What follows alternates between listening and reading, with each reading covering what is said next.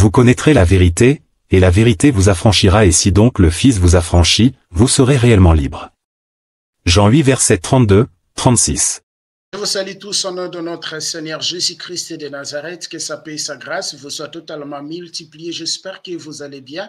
Bienvenue une fois de plus dans notre émission Bible ouverte. Dans cette émission, aujourd'hui, nous allons analyser ensemble la réponse du pasteur Joël Kabasele sur l'affaire des 2000 héros et le sujet de Balthazar. Mais avant tout, j'aimerais d'abord nous demander et regarder la vidéo. L'objectif de nos émissions que nous réalisons ensemble avec mon frère Alexandre, c'est pas pour insulter les serviteurs de Dieu, non, c'est pas pour dénigrer non plus les serviteurs de Dieu, c'est pas non plus pour créer des scandales dans le corps de Christ, non, mais notre objectif des émissions que nous réalisons, c'est pour nous éclairer à ce qui concerne la parole de Dieu et qu'ensemble, nous ayons derrière les Écritures et regarder réellement ce qui est écrit. Shalom frère Alexandre, comment vous allez? Bonjour frère, je vais bien par la grâce de Jésus-Christ. Amen. Le Seigneur soit loué. Bon, je nous laisse d'abord regarder la vidéo de quelques minutes et après nous allons y revenir frère. Je ne sais pas qu'est-ce que vous en pensez. Oui, on peut regarder la vidéo. Ok, merci. J'ai envie de poser cette question, on me l'a posée parce que bon, allez, c'est une question qui fait jaser, ça fait le buzz. L'affaire 2000 €, on a dit que le pasteur Joël Kabasele commence maintenant à estorquer de l'argent chez les fidèles, les enfants de Dieu. Vous dites quoi? Ça a choqué certaines personnes, c'est parti dans tous les sens. J'ai senti aussi un peu de la manipulation chez certains hommes de Dieu. Enfin, j'ai pas envie de trop parler, mais expliquez-nous, comment on peut comprendre ça, cet acte-là que vous avez posé? Pasteur, je crois que je ne répondrai pas à votre question et je crois que je veux simplement dire une chose, sans répondre à la question. On ne se bat pas pour la vérité, mais on peut mourir pour elle. La vérité se bat pour elle-même. Okay. Personne n'a besoin de se battre pour la vérité. Elle sait se défendre très bien. Okay. Mais on peut mourir pour la vérité. Alors, je suis enfant de Dieu. J'aimerais d'abord que ça soit très clair pour ceux qui peuvent m'écouter. Surtout que vous n'avez jamais fait ça. Hein? C'est pour ça que ça choque un peu. Il y a des gens qui peuvent écouter sans entendre, mais je parle à ceux qui peuvent m'entendre. Et donc, je suis enfant de Dieu. En tant qu'enfant de Dieu, il y a une chose que je sais depuis que je suis enfant, depuis que je rampe comme un bébé. C'est que rien ne peut acheter la grâce. Rien. La grâce ne s'achète pas. Elle ne s'achète pas. Elle ne peut même pas. Il n'y a aucun montant. Okay. Même pas des millions. Et ça, ce n'est pas à l'âge actuel que je le sais. Je le sais depuis que je suis grande comme 3 pommes. Donc, ce sont des choses que, comme vous l'avez dit, lorsque on a envie de détruire, on détruit. Mais tout ce que moi je dis, c'est que je suis enfant de Dieu et qu'au grand jamais, je ne vais même pas à l'acte. Au grand jamais, je penserai que la grâce peut s'acheter. Peut s'acheter, ou le miracle. Exactement. Voilà. Merci. En tout cas, nous avons la réponse. Merci beaucoup, pasteur Joël. Alors, une autre question, parce que nous tendons petit à petit vers la fin de l'émission. Bientôt, ce sera la fin de l'année. Oui.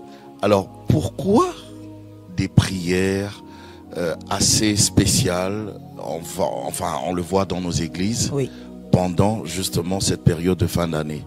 Comme si les prières que nous faisons durant toute l'année ne comptent pas. On le fait pourquoi? Par peur ou par préparation de l'année prochaine? On le fait parce que le diable touche à la fin. On a peur d'être bouffé? Non, on n'a pas peur d'être bouffé. On comprend les principes spirituels. Vaut mieux la fin d'une chose que son commencement, a dit l'Écriture. Mais pourquoi l'Écriture l'a dit? C'est pas parce que la fin sera forcément belle, mais c'est pour dire que toute fin annonce un début. Celui qui n'a pas vu le début dans une fin n'a rien vu. Pourquoi est-ce que nous, enfants des dieux, nous prions différemment, je peux même le dire, à la fin de l'année? Parce que le diable s'élève autrement à la fin de l'année, pas parce que c'est décembre, mais parce que en touchant la fin de l'année, il a touché 2025. Quand il a touché 2025, vous vous attendez 2025 pour prier, alors que 2025 a déjà été atteint. Voilà pourquoi les personnes éveillées, les personnes qui comprennent les mystères spirituels, savent qu'on doit prier toute l'année, être éveillé toute l'année, mais il y a des périodes, il y a des saisons spirituelles où l'ennemi s'élève différemment. Pourquoi? Parce qu'en touchant la fin d'une chose, il a touché les débuts d'une autre. On ne prépare pas 2025 en 2025. On prépare 2025 à la fin de l'année 2024. C'est que vous vivrez, pasteur, en 2025, c'est déjà préparé en 2024 à la fin de l'année. Si vous ne l'avez pas préparé, n'attendez rien en 2025. Oh, mais si je prie le 1er janvier. Les choses se sont déjà faites. La Bible dit, il donne la faveur à ses bien-aimés pendant leur couche. Pourquoi c'est pendant la couche qu'il nous donne? Mais parce que justement, c'est lui qui a touché la nuit, a touché le matin. Celui qui a sémé la nuit a récolté déjà le matin. Je n'attends pas le matin pour dire j'espère que Dieu va me bénir. You are late, comme on le dit. Tu es en retard. Très en retard. Voilà, c'est la nuit que tu sèmes et tu récoltes. Tout ce qu'on vit le jour, ce n'est que des conséquences de ce qui a été fait la nuit. Et c'est ce qui se passe en 2025.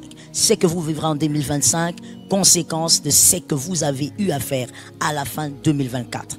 À la fin 2025, vous vivrez aussi des choses, vous allez imposer des choses que vous vivrez en 2026.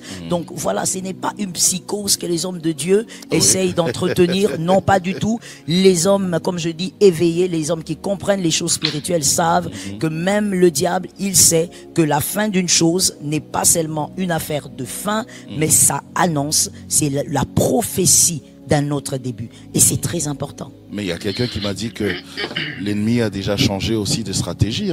C'est-à-dire qu'il n'attaque plus vers la fin d'une année, mais il peut commencer à attaquer au milieu de l'année prochaine. Non, mais pasteur, l'ennemi attaque tout le temps. Déjà, il faut corriger ça. L'ennemi attaque tout le temps. On ne va pas dire que l'ennemi attaque que à la fin de l'année. Non, nous disons à la fin de l'année, l'ennemi se lève pour modifier 2025. Parce qu'il sait que c'est à la fin justement que les choses se décident. Exactement. Parce que je dis modifier, pourquoi? Parce qu'il est écrit, il y a le projet de paix et de bonheur pour vous. Donc pour 2025, Dieu a établi des choses. Mais pour ceux qui sont distraits, le diable modifie ce que Dieu a établi à la fin. Parce que la fin est la prophétie d'un début. Donc on doit continuer à le faire comme ça. Eh ben, on doit accélérer. Pas par psychose, même pas du tout. Il faut accélérer. Il faut accélérer. Pasteur, l'apôtre Paul l'a dit, la nature vous l'enseigne.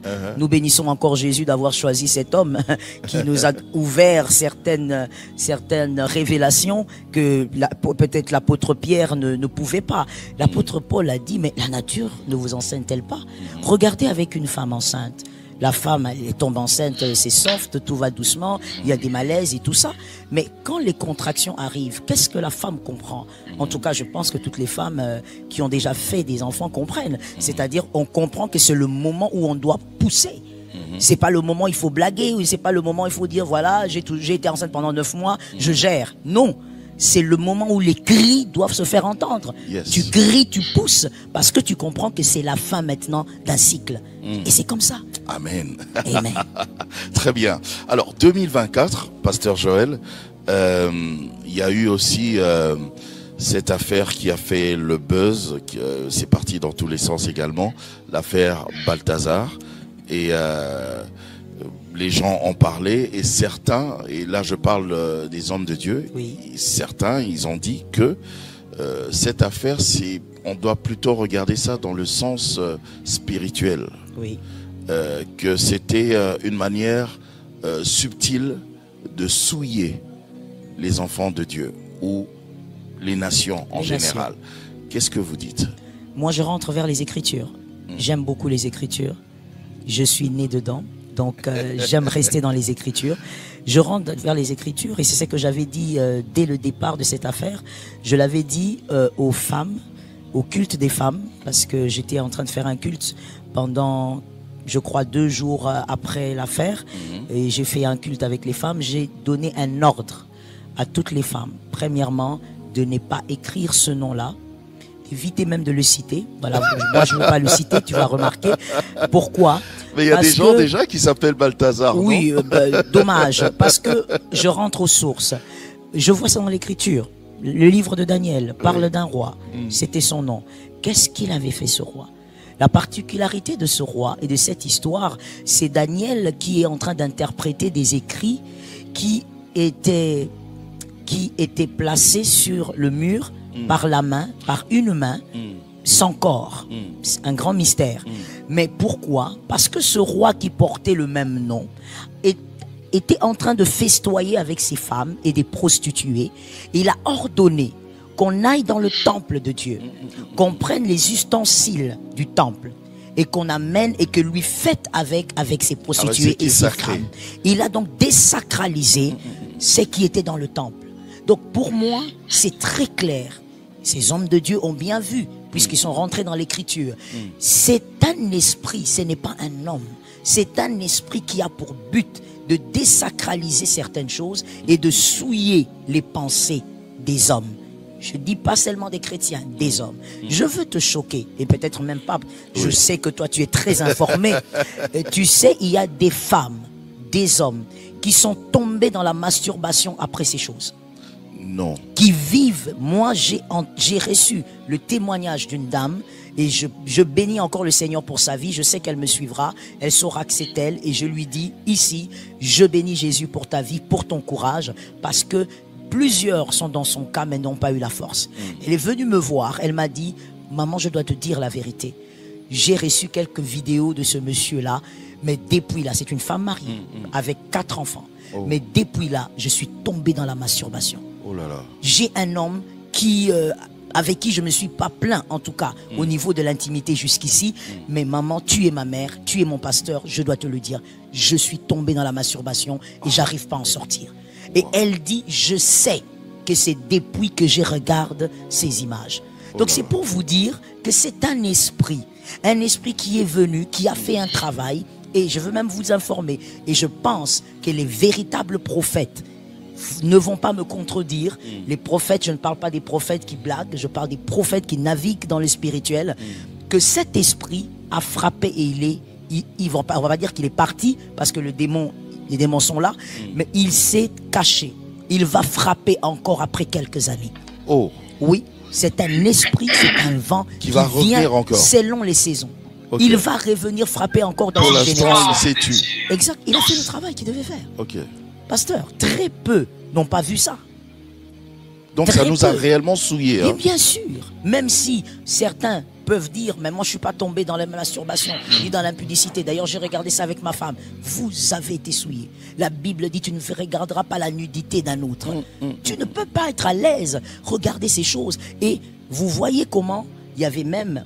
Pour ceux qui ont pu regarder, moi j'ai suivi, gloire à Dieu, je n'ai pas regardé même pas un brin, parce que je savais déjà quel type d'esprit était derrière. Vous avez les témoignages des gens qui disent que la plupart de ces femmes étaient consentantes. Elles étaient là en train de regarder comment on les filmait. Vous trouvez ça naturel? Non. Non. Il y a eu un pouvoir, il y a eu une puissance. Il paraît qu'on leur donnait de l'argent pour accepter tout ça. Vous savez, pasteur, beaucoup d'argent. Jusqu'à un certain niveau, l'argent ne peut pas tout acheter. Ok. Vous allez voir qu'au-delà de l'argent, il y a eu un pouvoir d'envoûtement, même sur ces femmes. Wow. Il y a eu une puissance. Je n'aimerais pas parler de l'homme lui-même parce que c'est un père de famille, c'est un époux. Je n'aimerais pas parler de lui. Je parle en général parce qu'il y a eu plusieurs femmes. Il y a eu un pouvoir d'envoûtement. Et ce pouvoir d'envoûtement est allé vraiment toucher à toutes les personnes qui ont regardé cela. Et moi, je lance un appel. Permettez-moi de le faire. Oui. Toutes les personnes qui ont eu à regarder même pendant 3 minutes, pendant que je parle, fais une prière à Dieu et demande au sang de Jésus de te purifier. Et heureusement que nous avons pour nous le sang de Jésus. Parce que si vous banalisez cela, vous ne savez pas comment le démon fonctionne. Il peut avoir envoûté votre esprit et ne rien faire maintenant. Vous pensez que vous allez bien, mais après quelques années, vous commencez à constater des choses étranges dans votre vie, dans votre sexualité, et vous ne saurez peut-être pas d'où ça vient. Le pouvoir de l'envoûtement est un pouvoir qu'il ne faut jamais tolérer. Lorsque vous sentez qu'il y a un mal, réclamez le sang de Jésus, que Jésus vous purifie. Amen. Amen, amen. Parce que en même temps, dans l'église, c'est clair, les enfants de Dieu, ils savent que on ne doit pas regarder de la pornographie. Oui. Mais vous regardez. Et voilà, frère, l'émission presque. Ces vidéos-là, c'est de la pornographie. Exactement. Vous êtes souillés, c'est la même chose. Voilà, frère, l'émission presque est terminée. Voilà, je vous laisse la parole. Ok. Oui. Oui, bonjour à tous et à toutes. Nous avons écouté ce que cette femme a dit, la réponse qu'elle a donnée par rapport à l'affaire de 2000 €. Voilà. En fait, je vais commencer à dire que le voleur ne dit jamais qu'il a volé. Voilà. C'est-à-dire, quand tu as la semence du mal en toi, en fait, quand tu sais au fond de toi que tu fais le mal et tu ne veux pas te repentir, même si on te dit la vérité, tu vas toujours chercher à te justifier ou à contredire cela. Et c'est ce qui se passe avec cette dame quand on l'écoute. Voilà. Il y a des personnes qui sont conscients de ce qu'ils font. Voilà. Parce qu'ils ne sont peut-être pas du Seigneur. Moi, je ne dis pas que cette dame ne va jamais se repentir, qu'elle n'est pas du Seigneur. Ce n'est pas ce que je dis, parce que seul le Seigneur connaît, seul le Seigneur sait si elle va être sauvée ou pas. Seul le Seigneur sait si elle va se repentir ou pas. Moi, je ne suis pas Dieu pour dire telle personne ira au ciel, telle personne n'ira pas au ciel. Je ne suis pas là pour ça. Voilà. Mais nous sommes là pour dire ce que Jésus a dit. J'ai écouté cette dame. Elle a dit au début de sa vidéo, on ne se bat pas pour la vérité. C'est l'une de ses premières phrases. C'est l'une de ses premières phrases dans la vidéo. Mais que nous dit la Bible dans 1 Timothée chapitre 6, verset 12? Quand Paul donne des conseils à Timothée, quand l'apôtre Paul était en train de donner un conseil à Timothée, l'un de ses conseils est le suivant. Dans 1 Timothée 6, verset 12. Voilà. Et je rappelle que avant le verset 12, au verset 10, Paul a dit à Timothée, l'amour de l'argent est en effet la racine de tous les maux.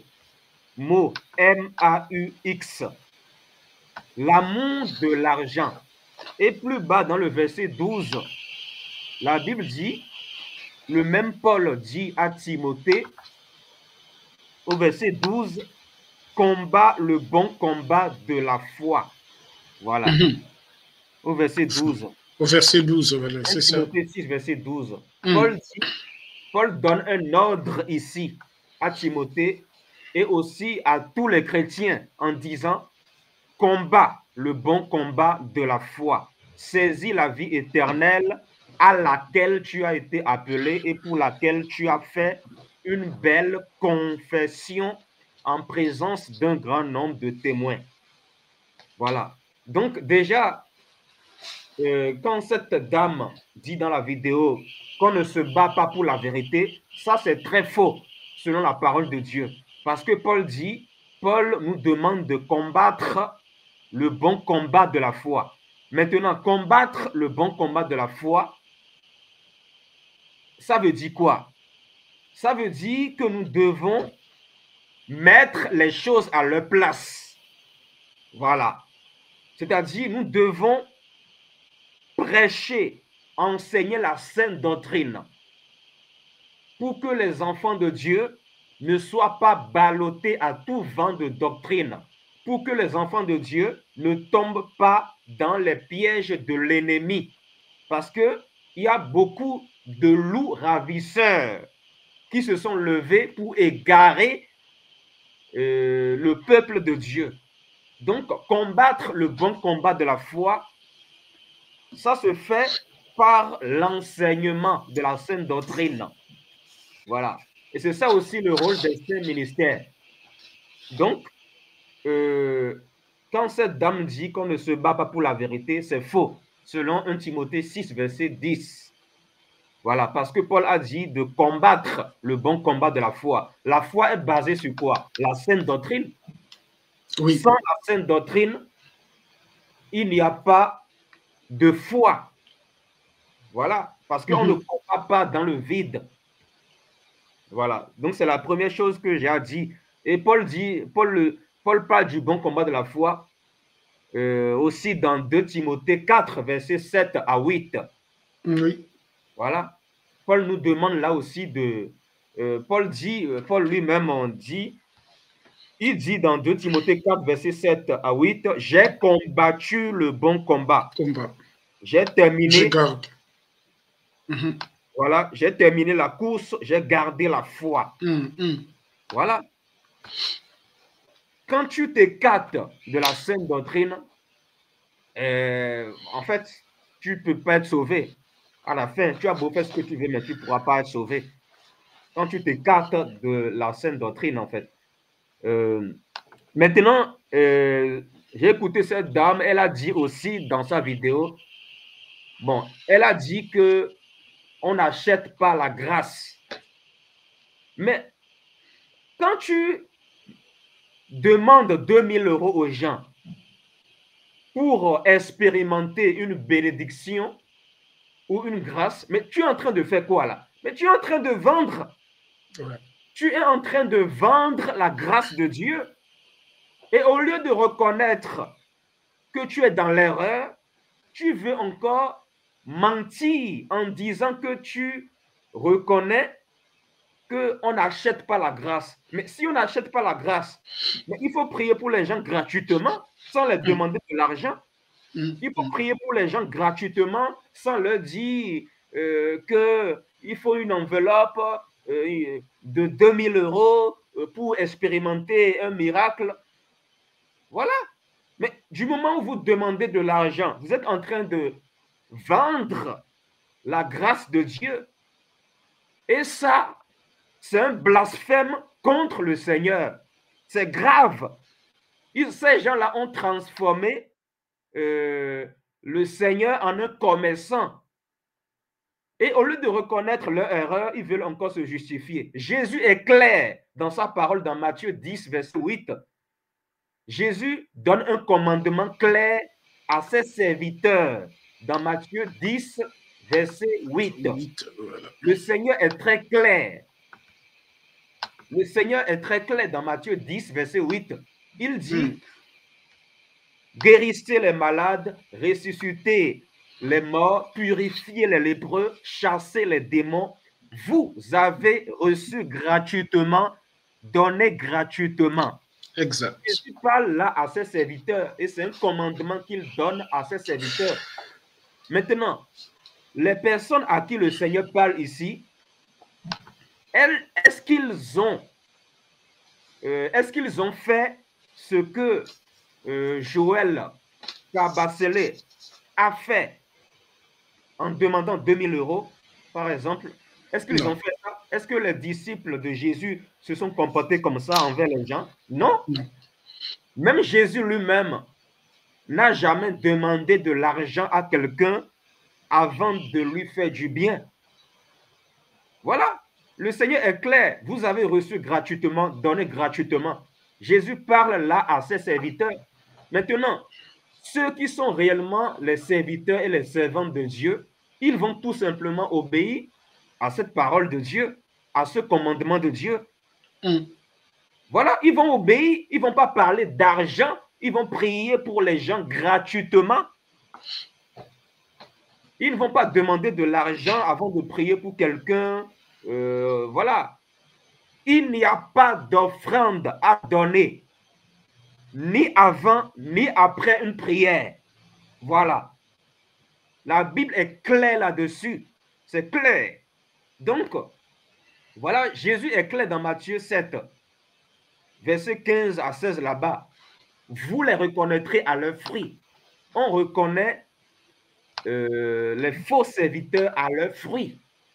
Tout simplement, quand nous lisons les Écritures, est-ce que Jésus et ses serviteurs ont fait ce que cette dame a fait? C'est là la question, en fait. En fait, c'est simple, en fait. Est-ce que nous voyons dans les Écritures, là où Jésus et ses disciples ont fait ce que cette dame a fait? Non. On ne voit pas cela. Donc, celui qui fait le contraire de ce que Jésus et ses serviteurs ont fait dans la Bible, on l'appelle comment? On l'appelle un antichrist. Tout simplement, c'est un antichrist en fait. Maintenant, cette dame a parlé aussi par rapport à la fin de l'année. Cette dame a dit que le diable touche à la fin. Touche à la fin. Hein? Mais attends, si tu es en Christ, si tu es caché en Christ, qu'est-ce que le diable peut faire contre toi? Peut faire contre toi, c'est ça. J'aimerais qu'on aille dans... D'abord, allons dans Matthieu 28. Par rapport à ça, j'aimerais qu'on aille dans deux passages bibliques. Premièrement, Matthieu 28, verset 19 à 21. Matthieu 28, le verset 19 à 21. 19 à 21. Voilà. La Bible dit quoi ici? Tu peux lire ça. Je vous laisse lire. Oui, ok. Allez, faites de toutes les nations des disciples, les baptisant au nom du Père, du Fils et du Saint-Esprit, et enseignez-leur à observer tout ce que je vous ai prescrit. Et voici, je suis avec vous tous les jours. Ah, le groupe de mots tous les jours, c'est très important. Jésus dit à ses disciples, je suis avec vous tous les jours jusqu'à la fin du monde. Alors, si Jésus est avec toi tous les jours jusqu'à la fin du monde, si tu es conscient de ton identité en tant qu'enfant de Dieu, mais tu dois être conscient que Jésus est avec toi tous les jours si réellement tu es converti, si réellement tu es en Christ, si réellement tu es bâti sur le roc qui est Jésus-Christ, mais tu ne dois pas te dire que, bon, Jésus est avec moi de janvier jusqu'à novembre et c'est la fin de l'année que Jésus va être moins avec moi et tu vas monter dans la prière pour dire, voilà que... Non, non, non, c'est pas ça en fait. Jésus est clair, il dit, je suis avec vous tous les jours jusqu'à la fin du monde. Donc, quand cette dame dit que le diable touche à la fin, elle parle de la fin de l'année, tout ça là, mais le diable va toucher à quoi? Toucher à quoi? Je ne comprends pas. Voilà. Parce que Christ te protège. Si Christ veille sur toi, je ne vois pas pourquoi, je ne vois pas qu'est-ce que le diable peut faire contre toi. C'est que beaucoup n'ont pas compris l'œuvre que Jésus a accomplie à la croix. Tout simplement. Nous allons aller dans Éphésiens 2, verset 6. Je vais aller dans Éphésiens chapitre 2, verset 6. Éphésiens chapitre 2, le verset 6. Ouais, tu peux lire à partir du verset 5 jusqu'au verset 6. Éphésiens 2, verset 5 à 6. 5 à 6, ok. Bon, même à partir du verset 4, hein, pour que ça... À partir du verset 4, ok. Oui. Ok. Vous pouvez lire. Oui, mais Dieu qui est riche en miséricorde, à cause du grand amour dont il nous a aimés, nous qui étions morts par nos offenses, nous a rendus à la vie avec Christ. C'est par grâce que vous êtes sauvés. Il nous a ressuscités ensemble et nous a fait asseoir ensemble dans les lieux célestes en Jésus-Christ. Voilà. Maintenant, si par la foi tu es assis dans les lieux célestes en Jésus-Christ, qu'est-ce que le diable peut faire contre toi? Est-ce que le diable va vouloir faire quelque chose contre toi à la fin de l'année? Non, parce que en tant qu'enfant de Dieu, tout ce qui arrive dans ta vie, c'est dans le plan de Dieu. Ouais. Peut-être que, voilà, en 2025, le Seigneur a prévu, selon le plan du Seigneur, le Seigneur a prévu que tu vas vivre certaines persécutions. Mais les persécutions sont là pour nous faire grandir dans le caractère du Fils de Dieu en nous. C'est pour nous faire grandir en maturité spirituelle. Voilà. Maintenant, c'est le plan de Dieu qui doit s'accomplir dans nos vies, en fait. Peu importe ce qu'on fait, c'est le plan de Dieu qui s'accomplit dans nos vies. Maintenant, vu que les gens sont dans la convoitise, ils vont vouloir dire, non, on va monter. Tout dépend de la volonté du Seigneur. Frère, pendant que vous parlez, excusez-moi, il y a 3 versets qui me viennent en esprit et je voudrais que nous puissions les lire. Oui, vas-y. Les premiers versets, toujours dans le même ordre d'idée, le premier verset, c'est dans Nombre chapitre 23, le verset 8. On va les prendre. Nombre chapitre 23, le verset 8, je ne serai pas vraiment long, parce que c'est Nombre chapitre 23, le verset 8.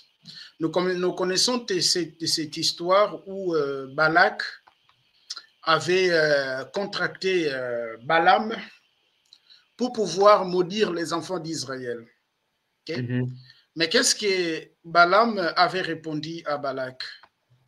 Comment maudirais-je celui que Dieu n'a point maudit? Et comment serais-je irrité quand l'Éternel n'est point irrité? Ok.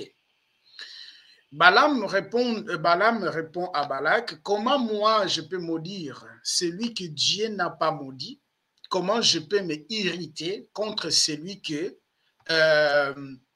Dieu n'est pas irrité? Vous verrez que Paul a répété la même chose dans Romains chapitre 8 à partir de son verset 31. Écoutez ce que Paul a dit ici. Paul dit ceci dans Romains. On va prendre Romains chapitre, je suis dans Romains chapitre 8. Hein. Voilà, Romains chapitre 8, on va prendre à partir de son verset 31. Écoutez, je peux sélectionner même jusqu'ici, et voilà. Voilà. Paul dit ceci. Que dirons-nous donc à l'écart de ces choses? Si Dieu est pour nous, qui sera contre nous? Lui qui n'a point épargné son propre fils, mais qui l'a livré pour nous tous, comment ne nous donnera-t-il pas aussi toutes choses avec lui? Qui accusera les élus de Dieu? Vous regardez ça, frère? Oui, très bien. Qui accusera les élus de Dieu? C'est Dieu qui justifie. Qui les a condamnera? Christ est mort, bien plus qu'il est ressuscité. Il est à la droite de Dieu et intercède pour nous. C'est pas parce qu'on va faire des prières de fin de l'année et ces prières de fin de l'année fera en sorte que nous soyons protégés ou l'ennemi, voilà, ne puisse pas changer le projet que Dieu a fait pour nous. Non, celui qui est en Jésus, celui qui est caché en Jésus, Colossiens chapitre 3, le verset 1er jusqu'au verset 4, la Bible dit que notre vie est cachée en Christ et Jésus dans les lieux célestes. c'est pas des prières intenses, c'est pas les prières de fin de l'année feront en sorte que ta vie, voilà, en 2025 soit une vie paisible. Pourquoi? Parce que tu as prié dans 2024. Non, mes chers frères et sœurs, c'est le Seigneur qui acquisera les élus. Et je vais prendre les derniers versets, frères, pour vous laisser la parole. C'est dans Job chapitre 42, Job chapitre 42, le verset 1er jusqu'au verset 2e. Et je vous laisse la parole. Job chapitre 42, le verset 1er jusqu'au verset 2e. Écoutez ce que Job dit. Écoutez ce que Job dit. Job répondit à l'Éternel et dit, je connais que tu peux tout et que rien ne s'oppose à tes pensées. Il n'y a rien qui peut s'opposer aux pensées de Dieu. Et je peux prendre le verset 3. Je peux prendre le verset 3. Quel est celui qui a la folie d'obscurcir mes desseins? Donc, rien ne peut s'opposer à ses pensées et personne n'a la capacité d'obscurcir ce que Dieu a prévu dans la vie d'un enfant de Dieu. Raison par laquelle nous, on n'est pas confiance à nos prières, mais on est confiance à l'œuvre qui a été faite sur la croix. Vous dites, frère Alexandre, vous avez toujours l'habitude de dire que ce n'est pas seulement les chrétiens qui prient. Les musulmans prient, les bouddhistes prient, les Maïkari prient, les gens de Kankar prient, les gens de Bundudia Congo prient, les gens de Simon Kimbangu prient. Tout le monde prie. Mais nous, c'est différent. Parce que notre force ne vient pas de nos prières. Notre force vient de l'œuvre, ou notre protection, je dirais bien, vient à partir des sacrifices de la croix. Et quand on dit, moi je ne crois même pas qu'il existe des prières puissantes, je ne crois pas ça. Je ne crois pas qu'il existe des prières puissantes, je ne crois pas ça. Moi, pour moi, prière, c'est prière. Parce que c'est quoi d'abord les prières? Je ferme la parenthèse, peut-être un jour on les parlera. Il n'existe pas une prière puissante. Toute prière, c'est prière. Prière, c'est fait de dialoguer avec ton Père. Tu exposes en lui le problème de ton cœur. D'où vient les prières puissantes? Il n'y a pas de prières puissantes. Je ne crois même pas, non, il y a les prières puissantes, il y a des prières turbo, il y a des prières qui touchent, qui bougent le ciel. Toi, la prière va bouger le ciel. Il y a les prières qui bougent le ciel, qui bougent la chaise de Dieu. Non, arrêtez ça. Il y a une seule chose que le Père a agréée, c'est le sacrifice du Fils. Merci frère, je vous laisse la parole. Voilà. Merci frère. Merci. Ça, en fait, c'est exactement ça, ce que tu as dit. Les gens veulent prier, mais dans le péché. Sans la connaissance, voilà, c'est ça. Sans la connaissance. Alors que la Bible dit, dans Jean 8, Jésus dit, vous connaîtrez la vérité et la vérité vous affranchira. C'est ça. La Bible n'a pas dit là, vous prierez et la prière va vous affranchir. Voilà. Donc, il y a des choses pour être délivré, il faut juste avoir la connaissance des Écritures. Oui. Pour en être délivré. Pour être délivré de certaines choses, il faut juste connaître les Écritures. Tout simplement. Et c'est lorsque tu vas connaître les Écritures, voilà, que tu seras libéré. Exact. Et aussi, frère, vous verrez que dans Luc chapitre 4, le Seigneur Jésus avait fait 40 jours et 40 nuits. 40 nuits. En jeûnant, en prière aussi. Mais après avoir terminé, est-ce que cela a empêché que le diable puisse l'affronter? Non. Non. Le diable n'a pas eu peur de ces jeûnes. Le diable lui a affronté. Mais qu'est-ce qui a fait que le Seigneur puisse vaincre l'ennemi? Il est écrit. Il est écrit, il est écrit. Voilà, c'est ça, frère. Merci.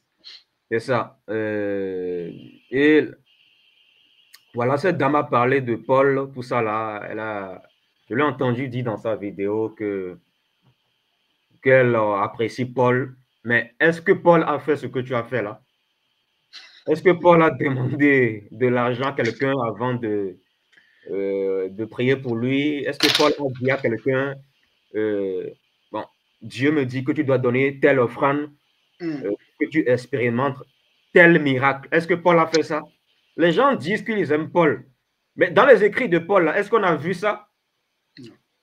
Est-ce qu'on a vu ça? De quel Paul il parle? Est-ce que c'est réellement du Paul de... Est-ce qu'il parle vraiment du Paul de la Bible là? Comment les gens lisent les Écritures? Je ne sais pas. Voilà. Les gens font du bruit dans les églises, mais il n'y a pas la saine doctrine. Il n'y a rien en fait. Il n'y a que du spectacle, l'ambiance. C'est ce que les gens aiment. Surtout, nous les Africains. Les Africains aiment trop l'ambiance, la musique, du bruit. Mais l'enseignement biblique, là, les gens n'aiment pas ça. Parce que c'est la... En fait, le retour de Jésus est proche. Les gens vont railler la vérité. C'est ça, en fait, c'est ça ce qui se passe. Alors, il faut monter dans la prière parce que nous sommes au 31 décembre pour préparer l'année, la nouvelle année 2025. Il faut monter dans la prière, tout ça là. Dieu a un plan sur ta vie, mais ce n'est pas tes prières qui pourront changer le plan de Dieu. Si Dieu dit qu'en 2025, telle chose va t'arriver pour te façonner, c'est ça qui va se passer. Ce n'est pas tes prières qui pourront changer le plan de Dieu sur ta vie. Ce n'est pas tes prières qui pourront le faire. Dieu est souverain. C'est lui qui décide ce qui va nous arriver et ce qui ne va pas nous arriver. C'est Dieu seul qui décide. On peut prier comme on veut, mais c'est Dieu seul qui décide. Si Dieu dit même que tu vas mourir en 2025, tu vas mourir en 2025 parce que ton heure a sonné. Dieu dit qu'en avril 2025, que c'est la fin de ton séjour sur terre. Mais tu vas mourir. Tu vas mourir. Voilà, et le Seigneur le Seigneur va prendre ton âme. Peu importe la façon dont tu pries le 31 décembre, peu importe les impositions des mains ou les prophètes que tu fréquentes pour dire prie pour moi, prie pour moi. Si Dieu dit dans son plan que tu vas mourir en mai 2025, tu vas mourir en mai 2025, rien ne pourra changer cela. Parce que dans le plan de Dieu, voilà, c'est la fin de ton séjour sur terre. Ouais. Voilà.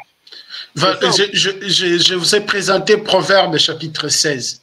Les projets que forment les cœurs dépendent de l'homme, mais la réponse que donne la bouche vient de l'Éternel. Toutes les voies de l'homme sont pires à ses yeux, mais c'est lui qui pèse les esprits, c'est l'Éternel. C'est ça. C'est ça, en fait. Donc, c'est clair, le verset là, le passage. Voilà. Les projets que forme le cœur dépendent de l'homme, mais la réponse que donne la bouche vient de l'Éternel. Vient de l'Éternel, voilà. L'homme forge des projets. Beaucoup ont forgé des projets pour 2025. Mais ce n'est pas les projets de l'homme qui va s'accomplir. Ce n'est pas les projets de l'homme qui vont s'accomplir. Voilà. Mais c'est plutôt la volonté du Seigneur qui va s'accomplir. Et souvent, la volonté du Seigneur est contre la volonté de l'homme. Peut-être que toi, tu veux telle chose pour 2025, mais Dieu dit non. Voilà.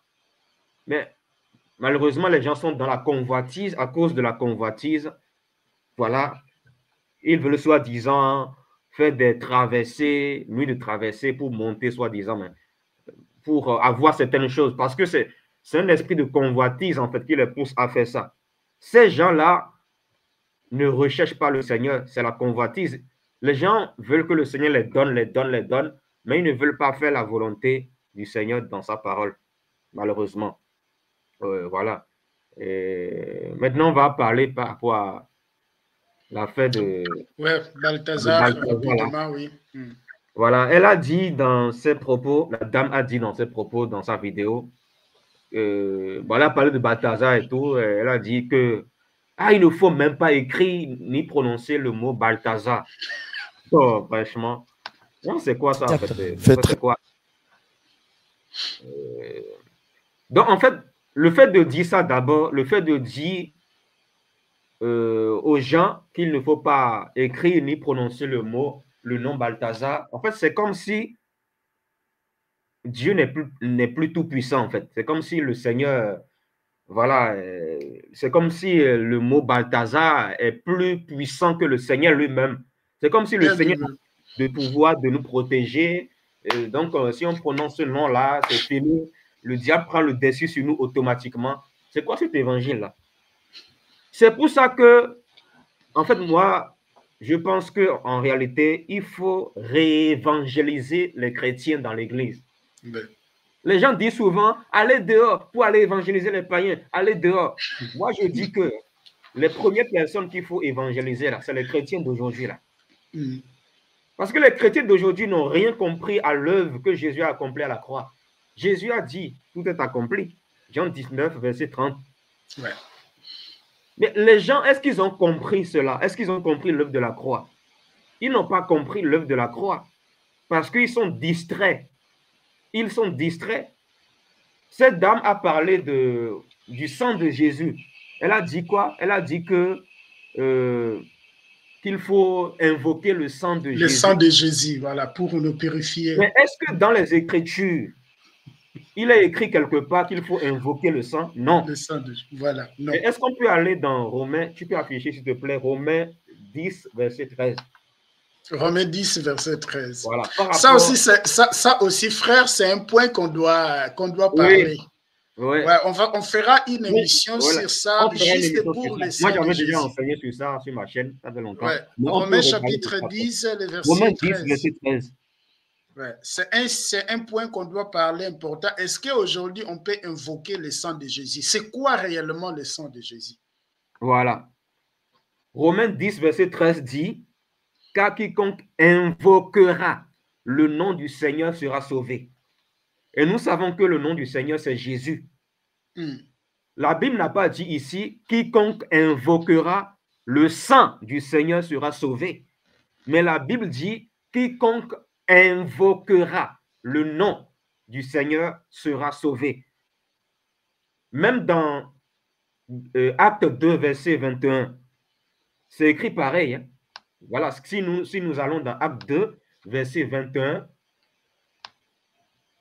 Acte 2, verset 21. C'est aussi écrit que celui qui invoquera le nom du Seigneur sera sauvé. Parce que dans le nom du Seigneur, il y a déjà tout. Dans le nom du Seigneur, il y a déjà son sang. Il y a déjà sa puissance, son sang. Donc, quand tu invoques le nom du Seigneur, le sang agit déjà automatiquement. Donc, tu n'as pas besoin de dire « sang de Jésus, couvre ma maison, sang de Jésus, sang de Jésus ». Ça, c'est les ignorants qui prient comme ça. C'est pour ça qu'il faut connaître la sainte doctrine. Les ignorants, les peureux qui prient comme ça. Acte 2, verset 21. « Alors, quiconque invoquera le nom du Seigneur sera sauvé. » C'est clair. Ouais. Mais dans quel verset il est écrit « Quiconque invoquera le sang sera sauvé ». C'est écrit dans quel verset? Nulle part. Nulle part. Vous savez, frère, les versets qui les versets. Oui, ils prennent un verset dans Apocalypse. Oui, qu'ils prennent par ignorance, sans pourtant aussi. Ce verset-là, c'est Apocalypse. Voilà, chercher de comprendre ce qu'on voilà. disait ici. Je voulais même en venir là. Voilà, c'est ça. Ils prennent souvent ce verset-là. Apocalypse 12, verset 1. Voilà. Verset 12, pardon. Apocalypse 12, verset 11.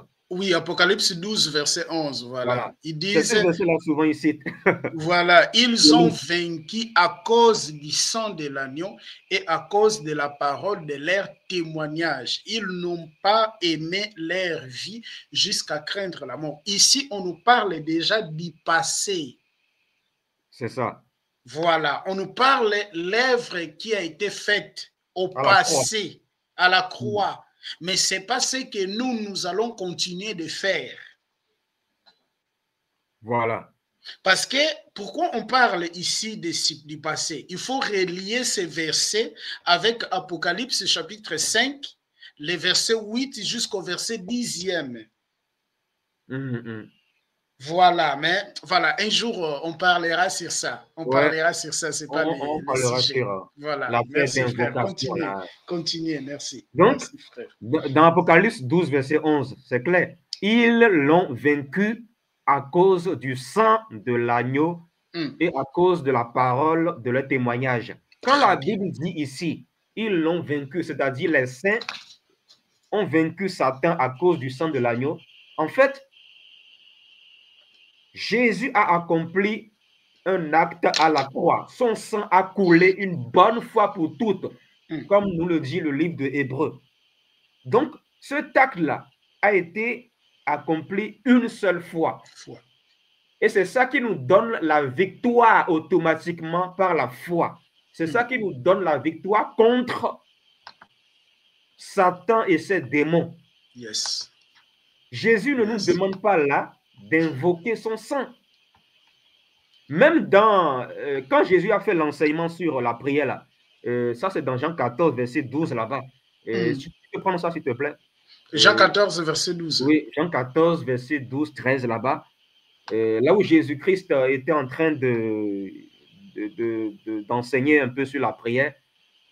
Jean 14. C'est pas dans Matthieu 6 où il disait notre Père qui est au ciel, que ton nom soit sanctifié, c'est ça? Oui, il y a aussi là. Ah, ok. Dans Jean 14, il dit demandez à mon. Voilà, il parle de. Voilà, 14, là, c'est là? Voilà, Jean 14, 12. Voilà, en vérité, je vous le dis, celui qui croit en moi fera aussi les œuvres que je fais, et il en fera de plus grandes parce que je m'en vais au Père, et tout ce que vous demanderez en mon nom, je le ferai. Donc, Jésus-Christ nous renvoie toujours à son nom. Il dit, tout ce que vous demanderez en mon nom, je le ferai. Quand tu demandes quelque chose au Seigneur, tu es en train de prier. Donc, Jésus dit, tout ce que vous demanderez en mon nom, je le ferai. Jésus n'a pas dit, tout ce que vous demanderez en mon sang, je le ferai. Jésus n'a pas dit, si vous invoquez mon sang, je vais vous exaucer ou je vais faire... Ce n'est pas ce que Jésus a dit. Ouais. Voilà, Jésus, le Seigneur nous renvoie toujours à son nom, son nom. Le Seigneur nous demande d'invoquer son nom. C'est tout. Donc, on ne va pas rajouter des choses en disant qu'il faut invoquer le sang. Non, non, non. Parce que Dieu a dit dans sa parole, n'ajoutez rien et ne retranchez rien à ma parole. À ma parole, voilà. Voilà. Oui, là, ça, c'est le verset... Ça, c'est Romains 8, le verset 37, où il dit, nous sommes plus que vainqueurs par celui qui nous a aimés. Voilà, nous sommes... Mais... Voilà, verset 37, mais dans toutes ces choses, nous sommes plus que vainqueurs par celui qui nous a aimés. Si tu es plus que vainqueur, pourquoi tu invoques le sang? Le sang, oh sang de Jésus, sang de Jésus, sang de Jésus. Voilà, en fait, c'est quoi ça en fait? Ça, c'est des prières, ça, c'est la prière des ignorants. Des bébés, voilà.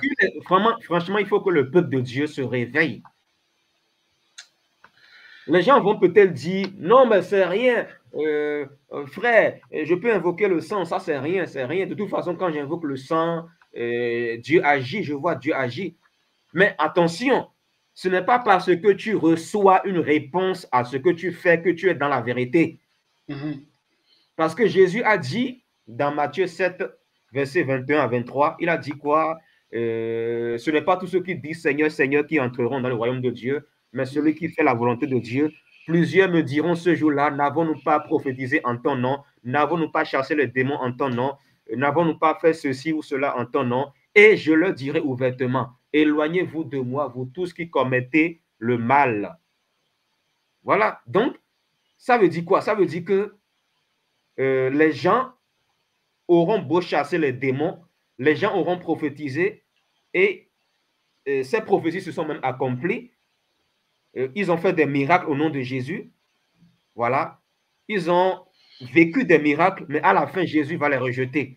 Parce qu'ils n'ont pas fait les choses selon la parole de Jésus. Jean 15, verset 3. Déjà, vous êtes purs à cause de la parole que je vous ai annoncée. Là, Jésus parle à qui? Il parle à ses disciples. Très bien. Voilà. Parce que les gens demandent le sang. Ah, le sang de Jésus me purifie. Le sang de Jésus me purifie. Non, ce qui nous purifie, c'est la parole. C'est pour cela que je présentais ces versets. Voilà. Jésus dit à ses disciples, déjà vous êtes purs à cause de la parole que je vous ai annoncée. Voilà. Donc, quand on reçoit la parole authentique, quand on reçoit la sainte doctrine de Christ en nous, ça nous purifie. C'est ça qui nous purifie. Exactement. Voilà. C'est ça qui nous purifie. Et la parole, voilà, est liée. Voilà. C'est la parole qui nous purifie tout simplement, en fait. Exactement, frère. Voilà. Donc, cette dame dans la vidéo devait plutôt dire, elle devait plutôt encourager les chrétiens à écouter la sainte doctrine, les enseignements authentiques, vrais. Voilà, tout simplement. Elle ne devait pas dire, voilà, d'invoquer le sang de Jésus, tout ça là, pour être purifié. Oh là là. Donc, frère, je crois que, voilà, ouais. Je crois que nous sommes pour nous à la fin. Donc, notre prochaine émission sera sur le sang de Jésus. Peut-on invoquer le sang de Jésus? Voilà, et je crois que c'est un sujet aussi long et pertinent et nous allons les parler, je pense qu'il y a un long et un large. Et nous sommes arrivés à la fin, frères. Et merci à tous les frères et sœurs qui nous ont suivis jusqu'ici. Veuillez partager nos vidéos et cette émission. L'objectif, c'est juste de nous ramener, voilà, à la sainte doctrine. C'est comme Paul a dit à Timothée, combat un bon combat de la foi. C'est ça que nous sommes en train de combattre, un bon combat de la foi, prendre les hérésies, mais les hérésies et regarder ces hérésies à la lumière des Écritures, parce qu'on ne peut pas négocier la foi. On peut tout négocier sauf la foi. La foi est innégociable, parce que si tu négocies sa foi, automatiquement, tu es en train de négocier ton éternité. Et voilà, frère, je vous laisse déclôturer l'émission par la prière. Merci. Père éternel, tout-puissant, Seigneur Jésus, roi des rois, merci Seigneur de nous avoir aidés à transmettre ta parole à ton peuple, Seigneur Jésus-Christ, roi des rois. Seigneur, toi seul connais ceux qui t'appartiennent. Seigneur, je sais que ceux qui t'appartiennent écouteront la vérité et se repentiront. Seigneur Jésus, je prie qu'au travers de cette vidéo, au travers de cette émission, que tu puisses changer la mentalité de beaucoup de ceux qui se disent chrétiens. Père éternel, roi des rois, Seigneur Jésus, délivre ton peuple des loups ravisseurs. Seigneur Jésus, tu as dit dans ta parole qu'il y a beaucoup d'appelés, mais peu d'élus. Seigneur, je sais que tes élus, ceux qui sont de toi, vont se repentir. Seigneur, je prie que cette émission soit répandue partout dans le monde entier, afin que les âmes puissent être délivrées des faussetés. Père éternel, roi des rois, garde-nous, veille sur nous, Père éternel tout-puissant, au nom de Jésus. Amen. Amen. Amen. Merci beaucoup.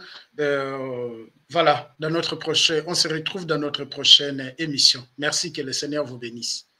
Merci. Likez la vidéo si elle vous plaît, et si vous êtes nouveau sur la chaîne, n'oubliez pas de vous abonner et d'activer la cloche de notification afin de ne rater aucune de nos vidéos.